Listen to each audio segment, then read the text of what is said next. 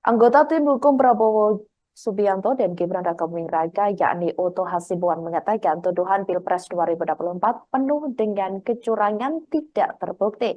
Hal ini disampaikan Oto ketika tim hukum Prabowo Gibran menyerahkan berkas kesimpulan ke Mahkamah Konstitusi atau MK pada hari ini, Selasa 16 April 2024. Oto mengatakan kubu Anies Baswedan dan Muhaimin Iskandar dan Ganjar Pranowo serta Mahfud MD kerap mempersoalkan dugaan kecurangan. Padahal ia mengatakan gugatan mereka bukanlah ranah Mahkamah Konstitusi dan tidak memiliki bukti adanya kecurangan. Oto juga menegaskan pihaknya mencatat terdapat 19 tuduhan kubu Anies dan Ganjar terkait Prabowo Gibran disebut melakukan kecurangan. Ia menilai bahwa persoalan kecurangan bukan ranah Mahkamah Konstitusi, melainkan Badan Pengawas Pemilu atau Bawaslu. Ia berulang kali menegaskan bahwa tidak ada bukti-bukti yang membenarkan terkait adanya kecurangan yang dimaksud.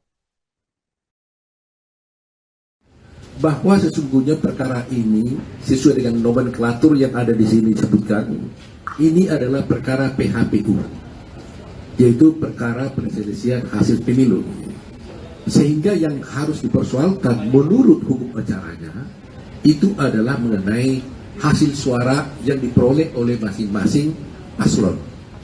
Sehingga sesungguhnya menurut hukum acaranya yang harus dipersoalkan itu adalah berapa sesungguhnya suara yang diperoleh oleh 03 maupun 01 dan mana suara daripada KPU yang sebelumnya penghitungannya itu yang tidak benar. Itulah sesungguhnya perkara ini. Tetapi setelah kita melihat perjalanan perkara ini, ternyata pihak pemohon 1 dan pemohon 3 justru tidak mau masuk kepada arena ini. Mereka masuk kepada arena bahwa tidak mempersoalkan dan tidak mau tahu dengan hukum acara yang ada, yang sudah diatur di dalam undang-undang pemilu, yaitu harus mengenai perhitungan suara. Mereka masuk dengan mengatakan kami mengajukan gugatan bukan dengan PKPU, kami mengajukan gugatan adalah dengan dasar adanya kecurangan-kecurangan yang diduga dilakukan oleh 02, sehingga mereka memohon diskualifikasi. Jadi inilah dua persimpangan jalan di dalam perkara ini, supaya masyarakat tahu hukum acaranya sudah tegas menyatakan dan tidak boleh dilanggar. Yang dipersoalkan itu harus mengenai berapa suara yang Anda peroleh.